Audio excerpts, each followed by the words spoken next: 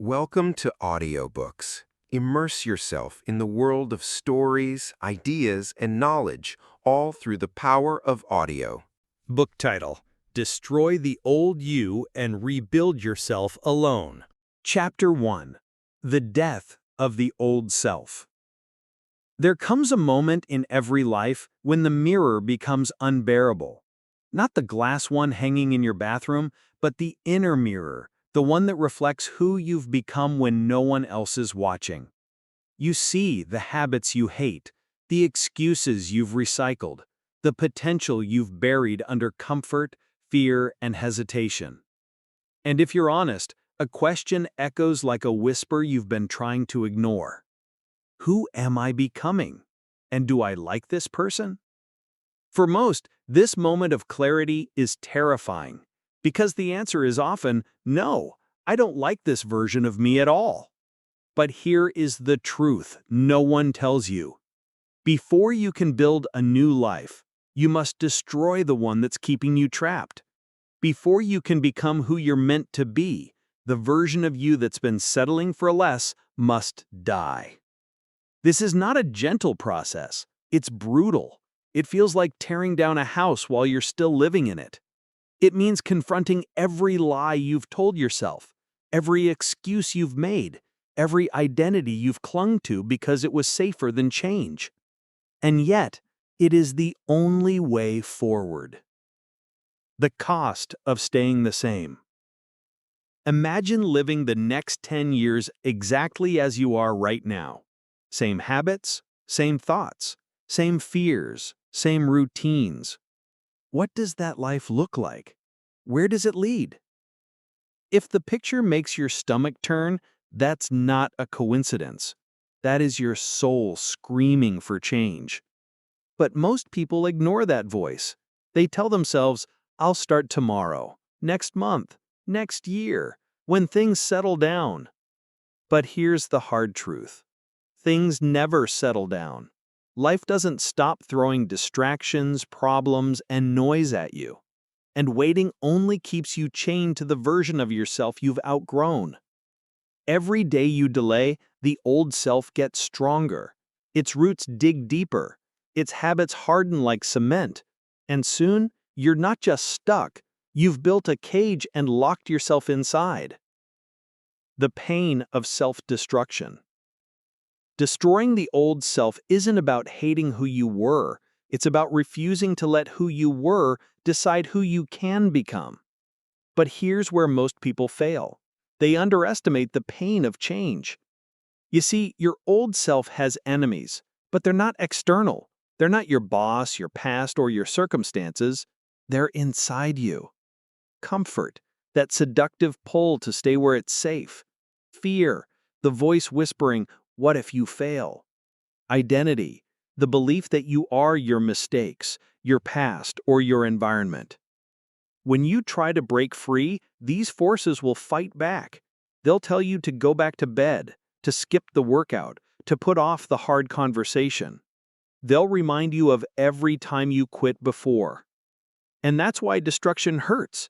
It feels like cutting off pieces of yourself, because in a way, it is. But here's the secret. On the other side of that pain is something greater: freedom. The first swing of the hammer. Think of your old self like a crumbling building that's been patched together for years. It leans, it leaks, it's unstable, but it's familiar. Now imagine standing in front of it with a sledgehammer. You know you need to bring it down, but your hands shake. Because once you start, there's no going back. This is the first test, the courage to swing. Your first swing might be small, choosing not to hit snooze, turning off your phone to work on your goals, saying no to the toxic friend who drains your energy. Or it might be massive, quitting a job that's killing your spirit, walking away from a relationship that keeps you small, or admitting you've been lying to yourself about what you want. But here's the thing. The size of the swing doesn't matter. What matters is that you start. Because once you strike that first blow, you feel something shift inside you. You realize, I'm capable of more than I thought. I don't have to be who I've been. a funeral for the old you. Here is a powerful exercise. Write a eulogy for the version of yourself you're leaving behind. Describe who they were, what held them back, what habits, fears, and limitations define them. Then thank them. Yes, thank them. Because even though they weren't who you wanted to be, they carried you to this point. They endured pain, failure, and setbacks so you could stand here now ready to evolve. Finally, let them go. Burn the page, bury it, tear it up. Do whatever feels right, but mark the moment. Make it real. Because from this day forward, that person no longer runs your life. The birth of possibility. Once you destroy the old self, an incredible thing happens. The weight you didn't know you were carrying vanishes. You start to see possibilities where there were only walls. You feel energy where before there was only exhaustion. You believe, maybe for the first time, that you can become someone extraordinary. But don't mistake this for the end. It's only the beginning. Because now comes the hard part, rebuilding. Brick by brick, habit by habit, decision by decision.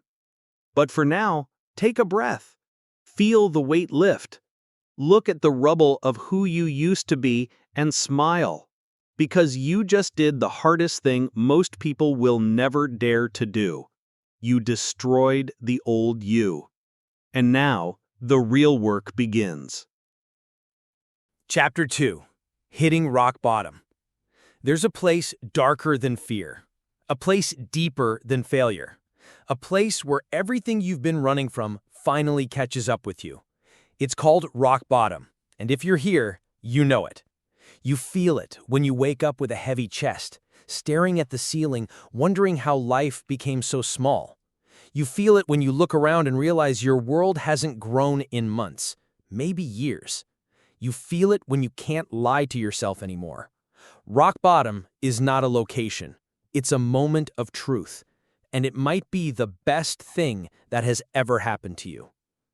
The gift wrapped in pain. Nobody chooses rock bottom. It's not part of the plan. It's the place you swore you'd never reach. But here's the paradox. Rock bottom is often the starting line for greatness. Because at the bottom, the distractions are gone. The illusions are stripped away. There's no more pretending that everything is fine. You can't hide behind excuses anymore. You can't sugarcoat the truth. You can't convince yourself that tomorrow is good enough. At rock bottom, you see life for what it is, not what you wished it to be. And that level of raw, painful honesty is powerful. It forces you to choose, stay here and sink deeper, or rise. The signs you've hit bottom. You might be wondering, am I really at rock bottom or just having a bad week? Here are the signs. You feel stuck in a cycle of self-sabotage, promising to change but never following through. The things that once excited you now feel meaningless or empty. You feel a growing disgust with yourself, not who you are, but who you've settled to be. You've lost connection with purpose. Life feels like a routine, not a mission. If these words sting, good. That's your wake-up call, because pain that cuts this deep is not random. It's the soul demanding change. Why most people fear rock bottom. The reason most people never rebuild is simple. They avoid rock bottom. Instead, they numb it with food, with alcohol, with mindless scrolling, with busy work, with relationships that distract but don't fulfill. They build temporary walls to keep out the truth, but walls don't last. They crack, and sooner or later, the truth seeps in. Here's why people feel rock bottom. It forces them to admit their life isn't working, and that admission threatens everything: their comfort, their identity, their sense of control. But those who face it change. The breaking point. Every transformation begins with one moment. The moment you decide enough is enough. Not someday, not after this job, not when I have time. Now. Maybe it's the morning you wake up exhausted, not from sleep, but from living a life that doesn't inspire you. Maybe it's the day you look in the mirror and don't recognize the person staring back. Maybe it's the moment someone says, "You've changed," and not in a good way. But the breaking point always feels the same, like a door closing, like a voice whispering, "No more excuses, no more waiting, change or stay here forever." Using the pain as fuel. Here's what most people don't realize. Pain is energy. Every ounce of regret, every drop of frustration, every sleepless night spent wishing life were different, that's fuel. But only if you direct it. If you dwell on it, it becomes bitterness. If you run from it, it becomes fear. But if you use it, it becomes fire. Fire to build discipline. Fire to break old habits. Fire to take action when motivation fades. So don't numb the pain. Don't hide from it. Sit with it. Let it hurt. Let it anger you. Let it demand more from you. Then convert it into movement. The clarity of rock bottom. Rock bottom gives you something priceless. Clarity. When everything falls apart, you finally see what matters and what doesn't. You see the relationships that are real and the ones built on convenience. You see which habits keep you small and which actions bring you closer to who you want to be. You see how much time you've wasted waiting for permission to change. And once you see it, you can't unsee it. A new declaration. Before leaving this chapter, make a declaration. Not to anyone else. This isn't for social media, friends, or family. This is between you and the person you're becoming. Say it out loud. I will rise. I will destroy who I've been. And I will rebuild into someone I respect, someone I'm proud of, someone unrecognizable from who I am today. Because rock bottom is not the end, it's the foundation. And from here, you build. Chapter 3. The Psychology of Shedding. The hardest part of transformation isn't building the new you, it's shedding the old one. Because no matter how much you say you want to change, part of you clings to who you've been. It's not because you love that version, it's because it's familiar. And the familiar feels safe, even when it's suffocating. Why we cling to the old self? The human brain hates uncertainty. It will do almost anything to keep you in a state it recognizes, even if that state is misery. You stay in toxic routines because they feel predictable. You hold on to limiting beliefs because they've always been there. You replay old mistakes in your mind because pain feels safer than possibility. This is why people sabotage their own growth, not because they lack desire, but because they lack the courage to let go of the comfort of being who they've always been. The illusion of safety. Your old identity tells you lies. It whispers, "This is who you are. You can't change, not really. You've tried before, remember? You failed. You'll fail again." But here's the truth. Those aren't facts. They're fear talking. Fear disguised as logic. Fear trying to convince you that staying the same is safer than stepping into the unknown. Yet ask yourself, what's the real danger? Leaving the old you behind or living the rest of your life as someone you don't respect? The weight you can't see.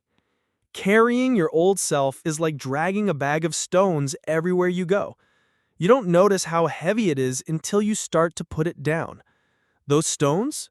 They're your excuses, your self-doubt, your negative self-talk, the habits that make you feel weak instead of strong. And here's the thing. You can't carry those stones into the life you want. The new you doesn't have room for them. The process of shedding. Shedding the old self isn't a one-time decision. It's a daily practice. It requires courage, honesty, and repetition. Here's how it begins. 1. Identify what must go. Write down the thoughts, habits, and behaviors that keep you small. Don't sugarcoat. Don't justify. Call them out. 2. Challenge the old beliefs. Every time a limiting thought appears, "I'm not good enough, I can't do this, people like me don't change," stop and ask, who told me that? Is it true? Or is it just a story I've believed for too long? Detach from old labels. Stop introducing yourself to yourself as who you were. Stop saying, I'm just lazy. I'm not disciplined. I'm not the kind of person who. These are not truths. They're cages. 4. Replace, don't just remove. Nature hates a vacuum. When you remove a habit, belief, or behavior, replace it with something that serves the person you want to become. The emotional cost of shedding. Letting go isn't just about habits. It's about people, environments, entire chapters of your life. And that hurts, because even when the old self was built in pain, part of it feels like home. It's where you learn to survive. But survival is not the goal anymore. Reinvention is. So yes, you will feel grief. You will feel fear. You will feel the pull to go back. But remember, you can't build a new identity in the ruins of an old one. The small deaths. Each time you say no to an old habit, it feels like a small death. Each time you walk away from an old version of yourself, it feels like loss. But these small deaths create space for life, for growth, for possibility. And one day you'll wake up and realize you've shed so much weight that you feel light, clear, free. Who are you without the old self? This is the question that scares people most. If you're not your past, if you're not your mistakes, if you're not your old identity, then who are you? Here's the answer. You are the person you choose to become, not the one you've been, not the one you were told to be, but the one you decide to build, piece by piece, from this day forward. A challenge before you move on. Tonight, stand in front of a mirror, look yourself in the eye, and say this out loud. I am not who I was yesterday. I am shedding what no longer serves me. I am building someone new, and I will not stop until I respect the person staring back at me. Because shedding is not about loss. It's about making room for who you're becoming. Chapter 4. Isolation as a Catalyst. There will come a point in your transformation where you feel a deep pull, a need to step away from the noise, the opinions, and the endless distractions of the world. This is the call to isolation, not as punishment, not as loneliness, but as a sacred space where the new version of you can be built without interference. Why you must rebuild alone. Growth is fragile in its early stages. Like a seed breaking through soil, it can be crushed by the weight of other people's doubts, judgments, and expectations. Friends will say you've changed, like it's a bad thing. Family will try to pull you back to the version of you they're comfortable with. Society will push distractions at you, noise designed to keep you from thinking deeply about who you want to become. If you don't step away, you risk being pulled back, not because you're weak, but because old environments are magnetic. Isolation isn't running from the world. It's creating a space where you can face yourself fully without influence, without excuses, without escape.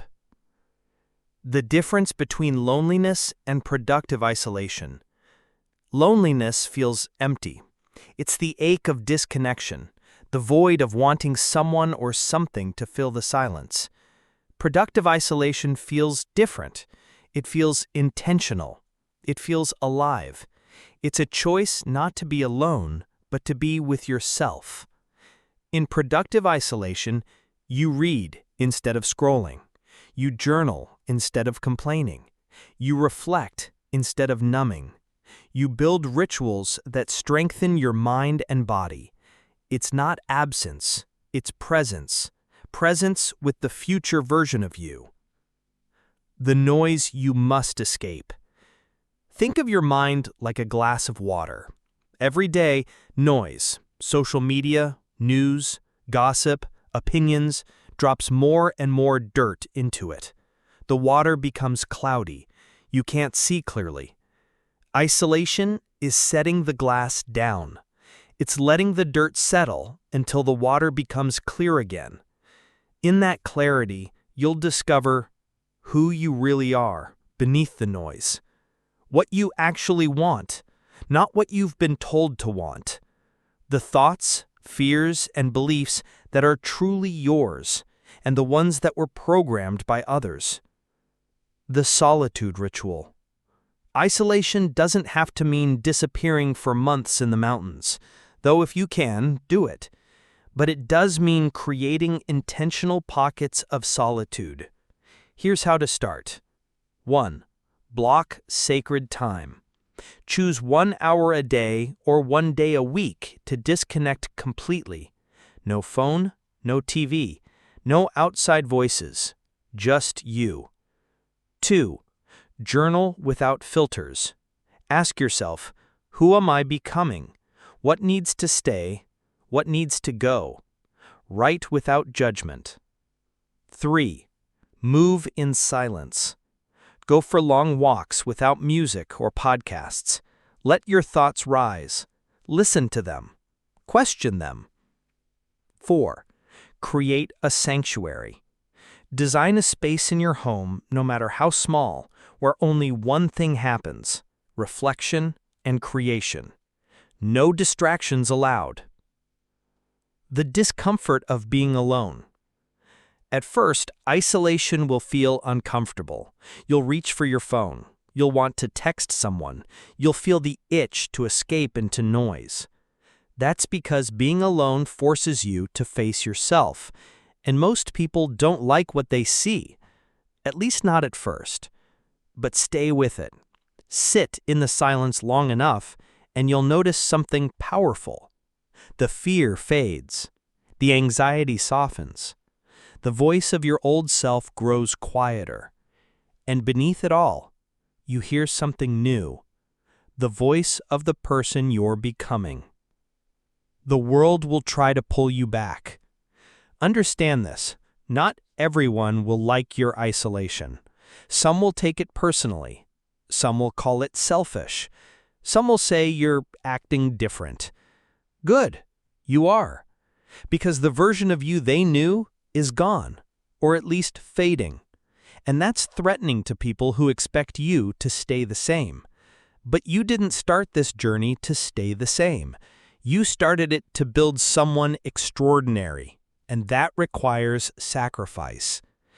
Emerging from isolation.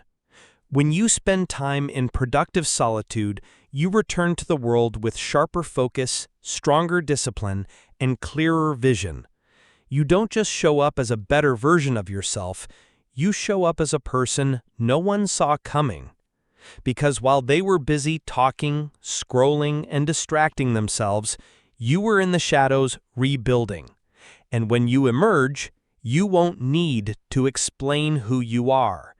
They'll see it. They'll feel it. They'll know. A challenge for you. This week, block out 2 hours completely for yourself. No interruptions, no notifications, no excuses. Sit in the discomfort. Reflect. Write. Plan. Dream. Face yourself honestly. Because transformation doesn't happen in the spotlight. It happens in the quiet, in the shadows, in isolation. Chapter 5. Breaking Emotional Chains. You can change your habits. You can change your routines. You can even change your environment. But if you don't break the emotional chains of your past, you'll drag the old you everywhere you go. These chains are invisible, but heavy. They show up as guilt, as regret, as anger. They live in memories you can't seem to shake, in mistakes you replay over and over again, and in pain you've carried so long, it feels like part of who you are. But here's the truth. Those emotions aren't who you are. They're who you were, and it's time to let them go. The weight of emotional baggage. Think about it. Every time you've failed, every time you've been hurt, every time someone told you that you weren't good enough, did you let it go? Or did you tuck it away in some corner of your mind where it could grow, where it could whisper to you, where it could remind you, you're not ready, you're not worthy, you can't change? That's what emotional baggage does. It doesn't just live in your memories, it leaks into your decisions. It influences what you try, what you avoid, and what you believe is possible. Guilt, shame, and regret, the three chains most people carry. Guilt, the weight of what you did, the choices you wish you hadn't made. Shame, the belief that those choices define who you are. Regret, the endless mental movie of what you could have done differently. And here's the danger. The longer you hold on to them, the more they fuse with your identity, until one day you stop saying, "I made a mistake," and start saying, "I am a mistake." Why we hold on? You'd think people would want to drop this weight, but many don't, because pain becomes familiar, and familiar feels safe. Some even wear their pain like armor. They tell themselves, "If I hold on to this, I won't get hurt again. If I remember how I failed, I won't risk failing twice." But the truth? Holding on doesn't protect you. It only chains you to the past. And you can't rebuild a new life while staring at the wreckage of the old one. The process of emotional release. Breaking emotional chains isn't about pretending the past didn't happen. It's about owning it and then setting it down. Here's how you start. 1. Name the chain. Write down every memory, mistake, or experience that still pulls at you. The ones that sting, the ones that whisper, the ones that hold you back. 2. Separate the event from your identity. Say this out loud. This happened, but it does not define me. I am not my past. I am not my mistakes. I am who I choose to become. 3. Forgive yourself or them. Forgiveness isn't approval. It's not saying it was okay. It's saying it will no longer control me. 4. Release through ritual. Burn the letter you wrote to your old self. Tear up the paper where you wrote your regrets. Or simply say, "This no longer belongs to me," and breathe it out. The emotional detox. Imagine starting each day free from guilt, free from shame, free from the constant pull of regret. That's what emotional detox feels like. It's not a one-time event, it's a practice. Every time an old memory surfaces, instead of replaying it, release it. Every time an old voice tells you you can't, answer back, "That's not me anymore." Slowly, the chains loosen, the weight lifts, and the past stops defining the present. Freedom feels unfamiliar at first. The first time you truly feel free of emotional baggage, it's strange. You almost miss the weight, because for years it's been your constant companion. But don't mistake absence for emptiness. That space isn't loss, it's opportunity. It's room to build a new story. A final word before we move on. Breaking emotional chains isn't about forgetting who you were. It's about refusing to let who you were decide who you will be. Stand up right now, take a deep breath, and say this: I release the past. I refuse to carry guilt, shame, or regret into my future. I forgive myself. I free myself. I am no longer chained. I am becoming new. Chapter 6. Rewriting Your Core Beliefs. Every action you take, every habit you keep, every risk you avoid or dare to face, they all stem from one thing: your core beliefs.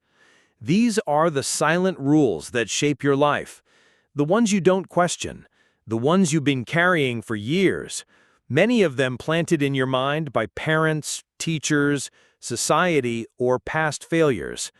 If you want to destroy the old you, you can't just change your behavior. You must rewrite the beliefs that created that behavior in the first place. The invisible script. Your core beliefs are like an invisible script running in the background of your life. Some of these scripts sound like this: I'm not good enough. I'll never be successful. People like me don't get ahead. I always mess things up. And here's the thing: you don't act according to what's true.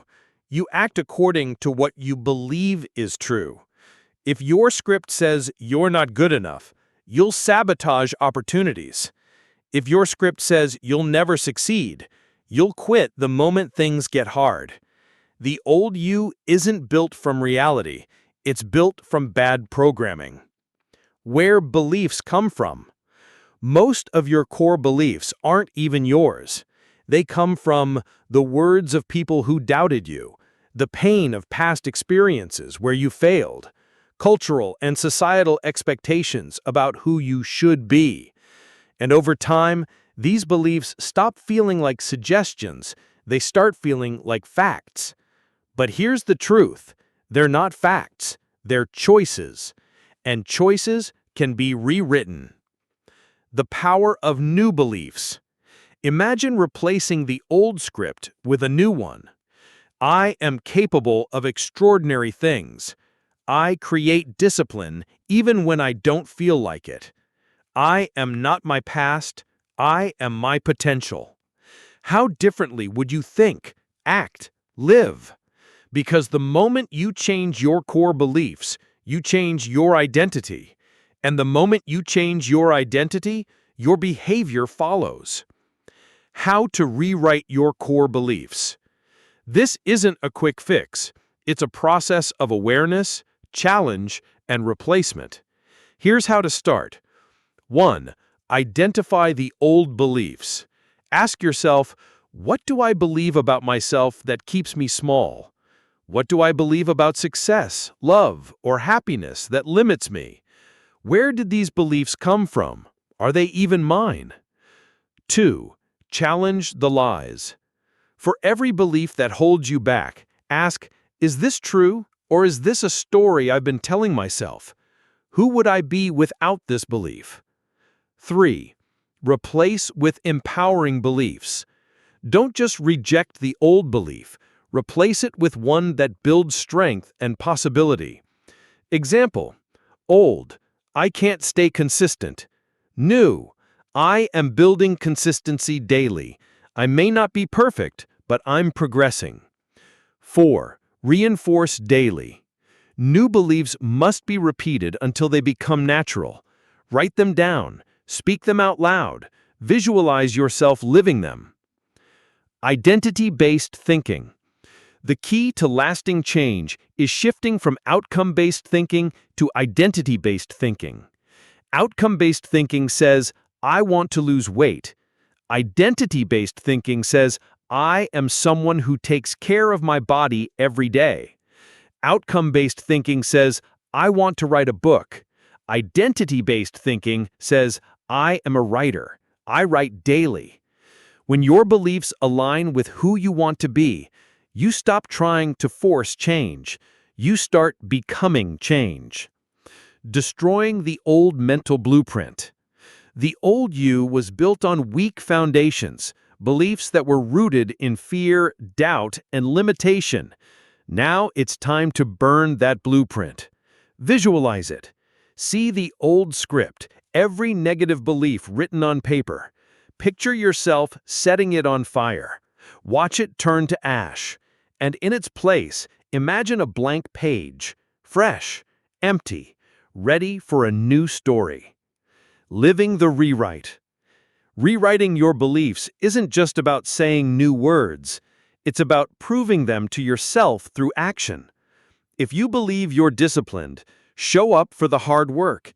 If you believe you're worthy, stop settling for less. If you believe you're capable, take the first step even if it scares you. Beliefs become real through proof, and proof comes through action. Your declaration. Say this out loud. I destroy the old beliefs that kept me small. I write new truths about who I am. I act in alignment with who I'm becoming.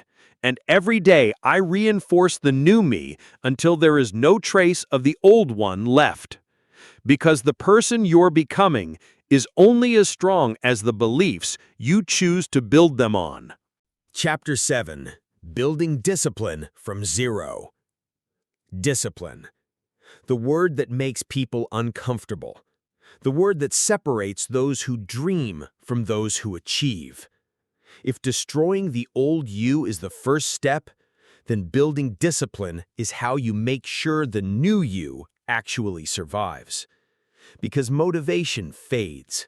excitement dies. But discipline? It keeps you moving when everything else tells you to stop. Why discipline is non-negotiable. Your old self wasn't weak because of who you were. It was weak because you didn't have the structure to keep going when life got hard. Discipline is not about punishment. It's about freedom. Freedom from procrastination. Freedom from fear. Freedom from living a life controlled by moods and impulses. When you become disciplined, you stop negotiating with your excuses. You start doing what needs to be done, whether you feel like it or not. The myth of motivation. Too many people rely on motivation. They think they need to feel inspired before they take action. But here's the truth. Motivation is unreliable. It's emotional. It comes and goes like the weather. Discipline, on the other hand, is permanent. It says, I don't care how I feel. I care about what I do. When you build discipline from zero, you stop waiting for the right mood and start creating the right results. Starting small, building big. Discipline isn't built overnight. It's built in small, unglamorous steps that compound into massive change. 1. Pick one non-negotiable habit. Start with something simple. Wake up at the same time every day. Drink water before coffee. Move your body for 10 minutes. It doesn't matter what it is. What matters is that you don't break it. 2. Stack wins daily. Each time you follow through, you prove to yourself, I can do this. Each win builds self-trust, and self-trust becomes self-discipline. 3. Raise the standard slowly. Once one habit becomes automatic, add another, then another. Layer discipline like bricks, building a fortress around your new identity. The pain of self-betrayal. Every time you say you'll do something and don't, you teach yourself one thing: I can't be trusted. Self-betrayal erodes confidence. It makes you feel like change is impossible.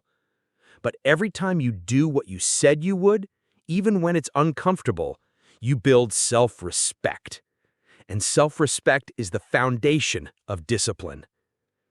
Discipline is emotional control.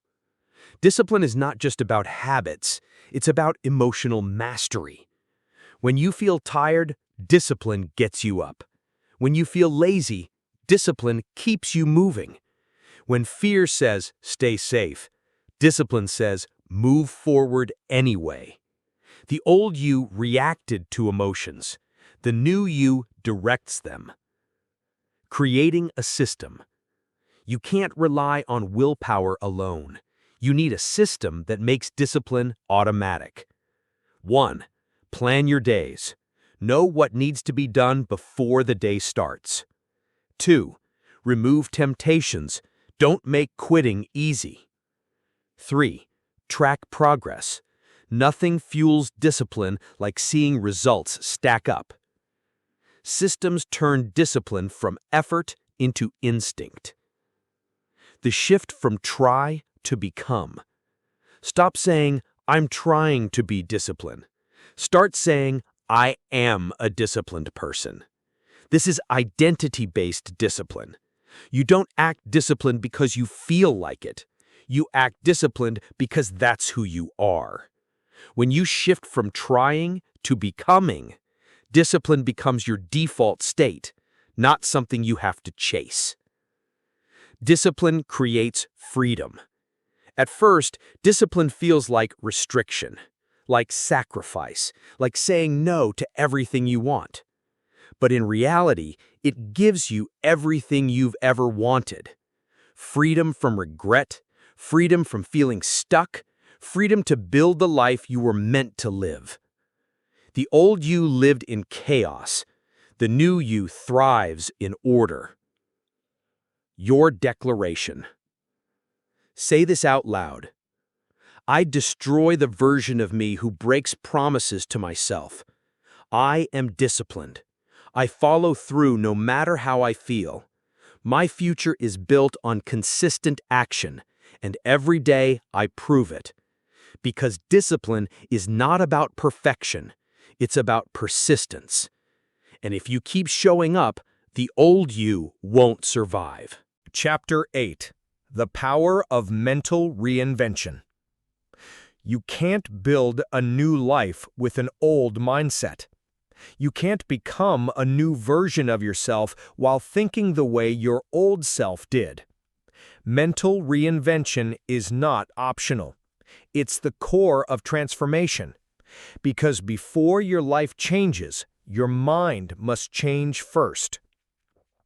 Your thoughts are blueprints. Everything in your life, your habits, your identity, your results, originates in your mind. If your old self believed in limitation, you built a life of limitation. If your old self believed success was for other people, you built a life where you stayed small. But here's the truth. You are not your past thoughts. You are the architect of your future ones. To rebuild yourself, you must consciously design the thoughts that will create the new you. Breaking the mental loop. Your old you runs on autopilot, thinking the same thoughts, feeling the same emotions, making the same decisions, getting the same results. This is the mental loop of your old identity. And to destroy it, you must interrupt it. Ask yourself, what thoughts keep me stuck? What beliefs do I hold that no longer serve me? What mental stories have I been telling myself for years? Then, challenge them. Question everything you've assumed to be true about who you are, because most of it is a lie programmed by past experiences, not future potential. Creating your new mental blueprint. Your mind needs new instructions, a new operating system, a new set of beliefs that support your future identity. Here's how to start. 1. Define your new self. Who is the person you are becoming? How do they think? What do they believe about themselves and the world? 2. Visualize with intensity. Close your eyes and imagine yourself living as this person. Feel their confidence, see their success, hear their voice when they speak. Make it real in your mind before it's real in your life. 3. Affirm through action. Don't just say, "I am disciplined." Prove it with behavior. Action locks new beliefs into place. Identity-based thinking. Your old self thought in terms of effort. I hope I can do this. I'll try to stay consistent. I'll see how far I can go. Your new self thinks in terms of identity. I am this kind of person now. I don't need to try, I just do. I don't chase results, I embody them. When you identify as the person you want to become, your actions naturally follow. The science of mental reinvention. Neuroscience has proven that the brain can rewire itself. This is called neuroplasticity, the ability to form new neural pathways through repetition and focus. Every time you think a new thought, you carve a new pathway. Every time you act on that thought, you strengthen it. Soon, what once felt forced becomes automatic. This is how you go from fighting your old self to living fully as your new one. Guarding your mental space. Mental reinvention requires mental protection. You can't surround yourself with negativity and expect to grow into greatness. Limit exposure to people who pull you back into old habits. Replace mindless entertainment with learning and self-development. Speak to yourself like someone you respect. Your environment must match your evolution. Destroying the old mental self. Destroying your old self is not about erasing your past. It's about refusing to live by its rules. The old self says, "You can't change. It's too late. You've failed before." The new self says, "I decide who I am. I decide where I'm going. I am in control now." Every time you choose a new thought over an old one, you shatter another piece of the person you used to be. Your declaration. Say this out loud. I am no longer a prisoner of my old thoughts. I create the life I want by controlling the mind I have. My identity is mine to build, and I will think, believe, and act like the person I am becoming. Mental reinvention is not a one-time decision. It's a daily discipline. And the more you practice it, the faster your old self disappears. Chapter 9. Physical Transformation as a Mirror. Your body is not just a vessel. It is a reflection of your discipline, your habits, your mindset. When you rebuild yourself mentally and emotionally, your physical form must follow. Because the person you are becoming doesn't just think differently, they move differently. They carry themselves differently, and they treat their body with respect.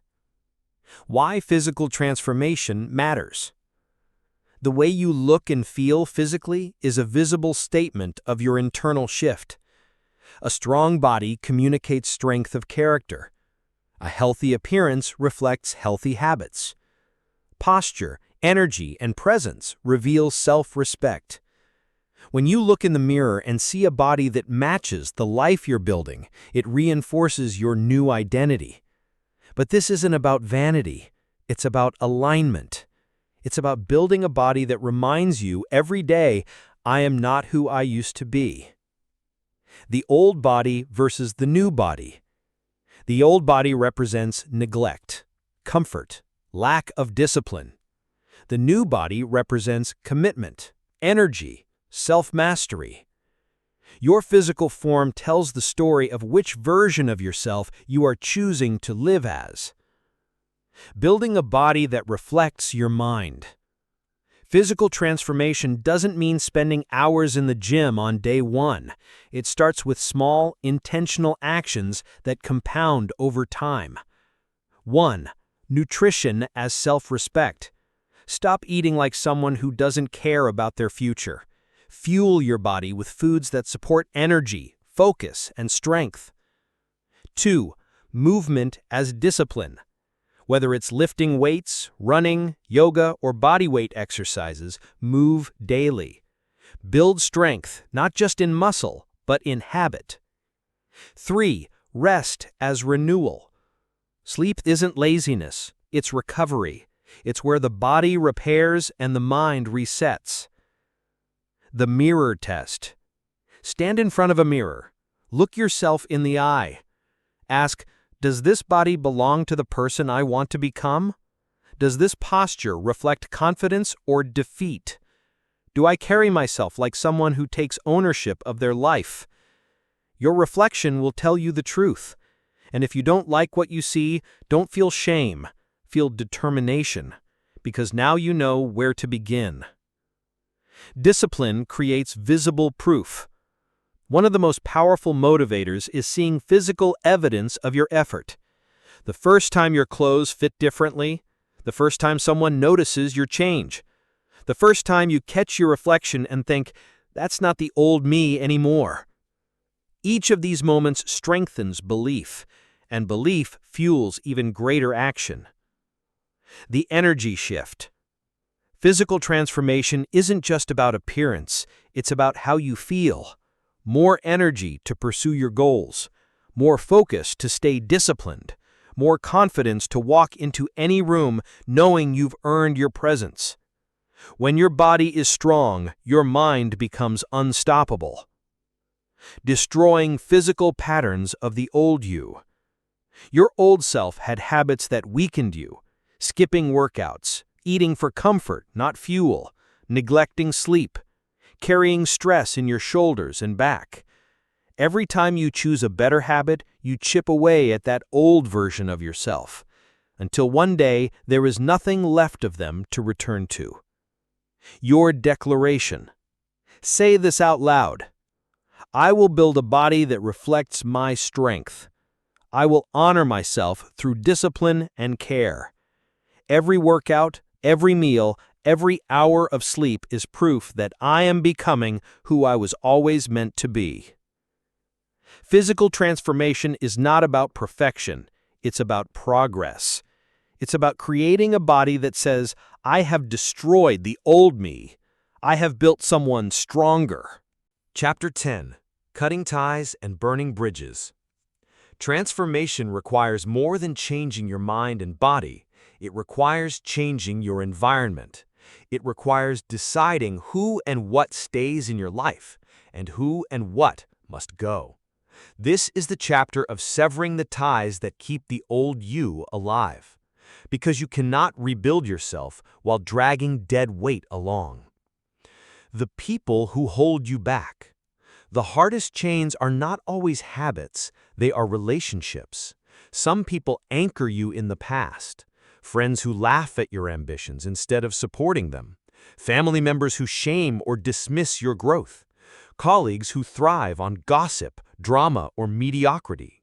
You may love them, but love sometimes demands boundaries. You may feel loyalty, but loyalty doesn't require self-destruction. To rebuild yourself, you must accept this truth. Not everyone is meant to travel your path. The comfort of familiar misery. Old connections often feel safe, even when they harm you, even when they drain you, even when they keep you small. Why? Because change is uncomfortable, growth feels lonely, and leaving the familiar feels like betrayal. But consider this. You are not betraying anyone by choosing yourself. You are proving that your life matters, your energy matters, your growth matters. Recognizing toxic ties. Toxic ties share common patterns. They demand more than they give. They drain your energy rather than fuel it. They make you feel guilty for setting boundaries. They punish ambition or progress. These are not relationships, they are chains, and chains exist to be broken. Burning bridges strategically. Cutting ties doesn't always require confrontation. Sometimes it means walking away quietly, deliberately. Stop answering unnecessary calls or messages. Stop spending energy pleasing or explaining yourself. Stop seeking validation from people who cannot give it. It's not revenge. It's not bitterness. It's freedom. The psychological impact. Letting people go is painful. Even when you know it's necessary, you may feel guilt, doubt, or fear. That's normal. It's part of the transformation process. Pain reminds you that change matters. Fear reminds you that you're stepping into something new. Guilt is just old programming trying to pull you back. Ignore the noise. Focus on the path ahead. Cutting non-people ties. Not all chains are human. Some are habits, routines, or environments. Dead-end jobs that drain your potential. Toxic social media scrolling that wastes hours. Cluttered spaces that distract and demoralize. Habits that reinforce the old version of yourself. Cut these ties the same way you cut people who hold you back. Burn the bridges, declutter your environment, and reclaim your time. The power of total separation. The most powerful act of transformation is total separation from what no longer serves you. It is saying, I will no longer tolerate negativity in my life. I will not drag old habits forward. I will walk away from anything that weakens my energy or focus. Separation is not abandonment. It is elevation. Your declaration. Stand up. Take a deep breath. Say this out loud. I cut the ties that held me to my past. I burn the bridges that no longer serve my growth. I release people, habits, and environments that drain my energy. I choose myself. I am free. I am becoming new. Transformation is not for the faint of heart. It requires decisiveness, courage, and ruthlessness with your own comfort. And every tie you cut, every bridge you burn, creates space for the new life you are building.